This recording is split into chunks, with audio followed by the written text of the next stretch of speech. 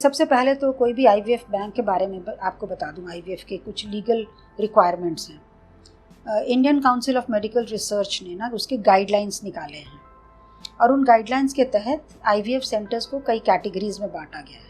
इसमें एक चीज़ और भी मैं जोड़ना चाहूँगी आईवीएफ में कि आजकल एक और प्रोग्रेस हो गई है कि आईवीएफ में एम्ब्रियोज बना करके उनको हम लोग फ्रीज़ भी कर सकते हैं।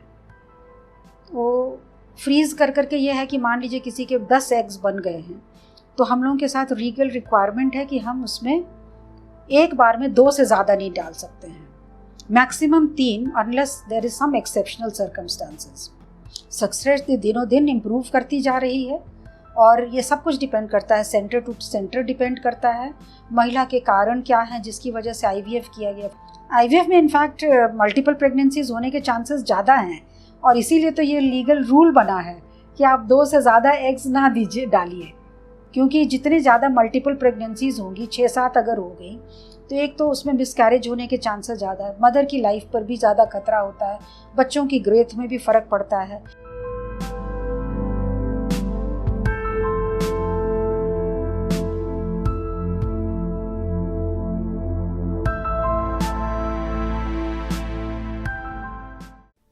नमस्कार, मैं दीपा मेहता स्वागत करती हूँ आपका फोकस चैनल के बॉडी क्लॉक प्रोग्राम में। दोस्तों, जैसा कि आप जानते हैं, हम हर बार आपके लिए नए टॉपिक्स लेकर के आते हैं जो कि हेल्थ से जुड़े हुए होते हैं। ऐसे ही आज हम टॉपिक लेकर आए हैं आईवीएफ, एक ऐसी पद्धति जिसके ज़रिए अगर कोई महिला माँ बनने में सक्षम नहीं है या कोई भी प्रॉब्लम्स हैं तो आप इस आईवीएफ तकनीक के ज़रिए ये सुख पा सकते हैं। माँ बनना हर महिला का एक सुखद एहसास है। हर माता पिता चाहते हैं कि उनके घर में बच्चे की किलकारी गूंजे। कई बार किन्हीं कारणों की वजह से हम इस सुख से वंचित रह जाते हैं, लेकिन अब परेशान होने की या दुखी होने की ज़रूरत नहीं। आईवीएफ तकनीक के ज़रिए हम इस प्रॉब्लम से भी छुटकारा पा सकते हैं, या यूँ कहें कि बच्चे का सुख हमारे घर में आ सकता है, बच्चे की किलकारी हमारे घर में आंगन में गूंज सकती है। इसके लिए हमारे साथ आज है doctor S N. Basu, max hospital की। आइए हम उनका स्वागत करते हैं अपने चैनल में। डॉक्टर बासु, आपका बहुत बहुत स्वागत है फोकस चैनल के बॉडी क्लॉक प्रोग्राम में।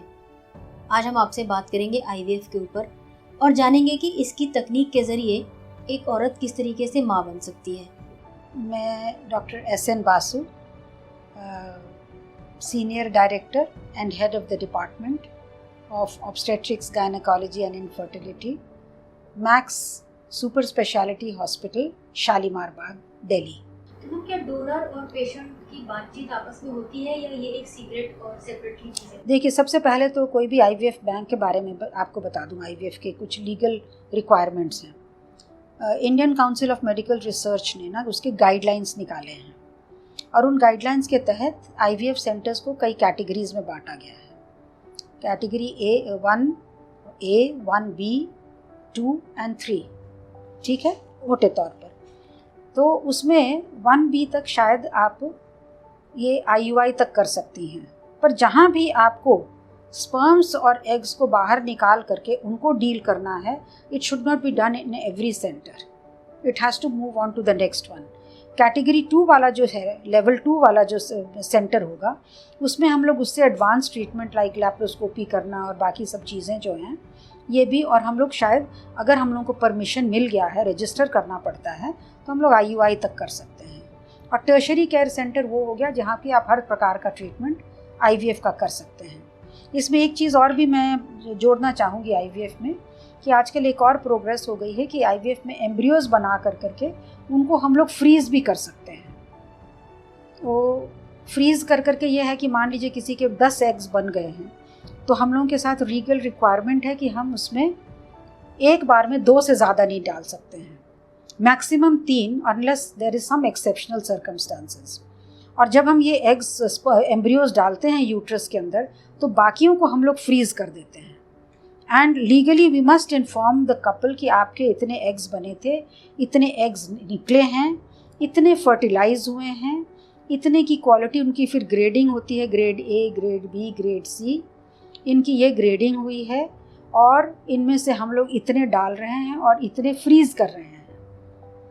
उसमें क्या है कि हम लोग एक बार में 2-3 डालते हैं, और अगर अगली बार इस बार नहीं प्रेग्नेंट होते हैं तो अगली बार महिला को पूरी IVF साइकिल नहीं फॉलो करनी पड़ती है, और उसमें उसको सिर्फ वो एम्ब्रियोज़ को, यूट्रस की लाइनिंग को तैयार करके हम लोग एम्ब्रियोज़ को डिफ्रॉस्ट करके थॉ करके महिला के गर्भाशय में वापस डाल देते हैं।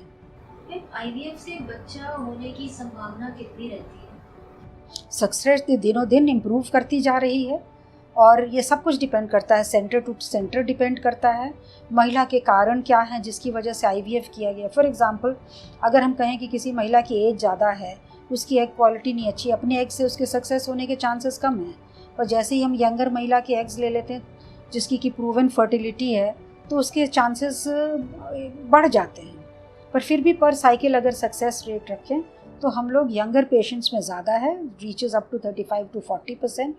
सम सेंटर्स क्लेम कि 50% भी है, बट ऑन एन एवरेज अगर हम देखें तो 30% पर साइकिल, प्रोवाइडेड कोई और बहुत ज़्यादा ख़राब फैक्टर्स ना हो। कभी IVF में भी ट्विंस हो सकते हैं? IVF में इनफैक्ट मल्टीपल प्रेगनेंसीज होने के चांसेस ज़्यादा हैं, और इसीलिए तो ये लीगल रूल बना है कि आप 2 से ज़्यादा एग्स ना डालिए, क्योंकि जितने ज़्यादा मल्टीपल प्रेगनेंसीज होंगी, 6-7 अगर हो गई, तो एक तो उसमें मिसकैरेज होने के चांसेस ज़्यादा है, मदर की लाइफ पर भी ज़्यादा खतरा होता है, बच्चों की ग्रोथ में भी फ़र्क पड़ता है। प्री मैच्योर बच्चे होंगे तो नर्सरी में रहेंगे, उनका डेवलपमेंटल आगे लॉन्ग टर्म क्या होगा। सो एक्चुअली बहुत ज़्यादा मल्टीपल प्रेगनेंसीज अगर किसी एक महिला में हो जाएं तो उसको भी बोला जाता है कि it is a failure of proper IVF treatment. क्या आपके पास कभी ऐसे कपल्स भी आते हैं जिनकी शारीरिक कमी कोई भी ना हो, ना पुरुष में ना महिला में, उसके बावजूद भी वो IVF तकनीक को अपनाना चाहते हैं, ऐसा होता है? नहीं, देखिए, आई थिंक आप जो पूछना चाह रही हैं कि अपने बेबीज़ कंसीव कर सकते हैं और फिर भी वो IVF कराना चाहते हैं, तो अगर कंसीव कर रहे हैं तो कोई प्रॉब्लम ही नहीं है। एक IVF टेक्नोलॉजी को अपनाने में, करने में एक कपल को कितना खर्चा आता है? ये खर्चा जो है ना, ये ओवरऑल बताना, सिर्फ IVF का अगर आप देखें तो ये खर्चा सब मिला करके दवाइयाँ वगैरह 2 से 2.5 लाख तो पड़ ही जाता है। नॉट ओनली द प्रोसीजर, क्योंकि प्रोसीजर के साथ ये है कि आपके साथ और भी इन्वेस्टिगेशंस होंगे, आपके एग्स अगर फ्रीज़ भी करने पड़े, आपके स्पर्म्स में ICSI किया गया है कि सिंपल IVF किया गया है, so all these things are taken into consideration. जब पहली बार कंसीव नहीं कर पाते हैं और जब दूसरी बार दोबारा ट्राई करते हैं तो ये खर्चा उतना ही रहता है या कम ज़्यादा होता है?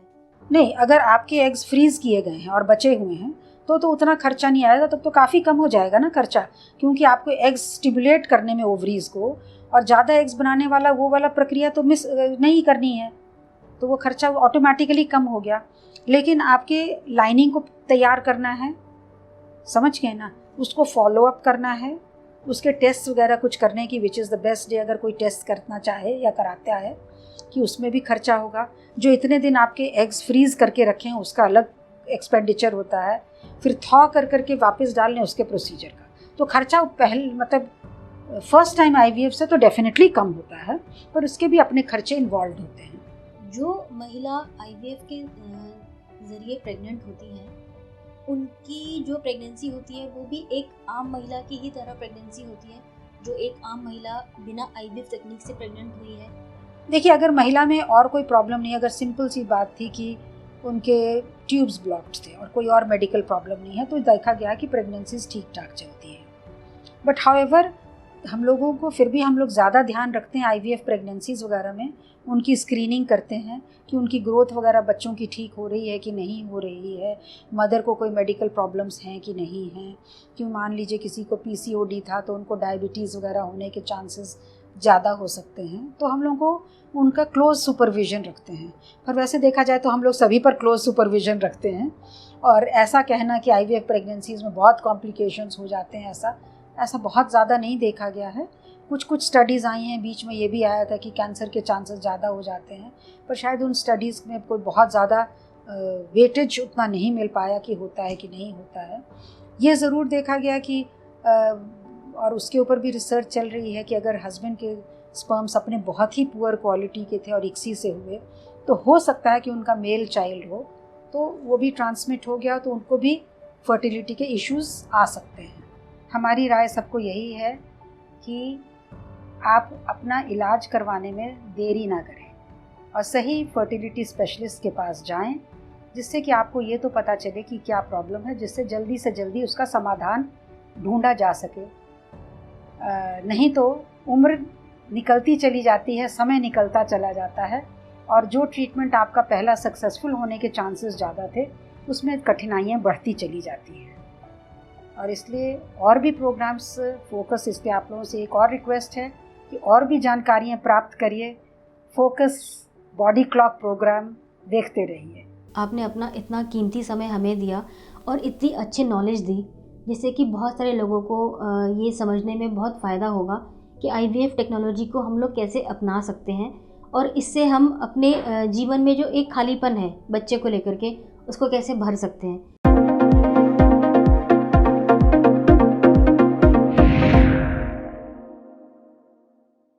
IVF प्रोग्राम का ये 3rd पार्ट है। बाकी के पार्ट्स देखने के लिए आप फोकस हेल्थ चैनल को सब्सक्राइब करिए, बेल आइकन को टच करिए ताकि समय पर आपको नोटिफिकेशन मिल सके और आप बाकी के प्रोग्राम्स के पार्ट्स भी आसानी से देख सकें। सेहत से जुड़ी और अधिक जानकारी के लिए हमसे जुड़े रहें। हमें लाइक करना, सब्सक्राइब करना, शेयर करना और कमेंट करना ना भूलें।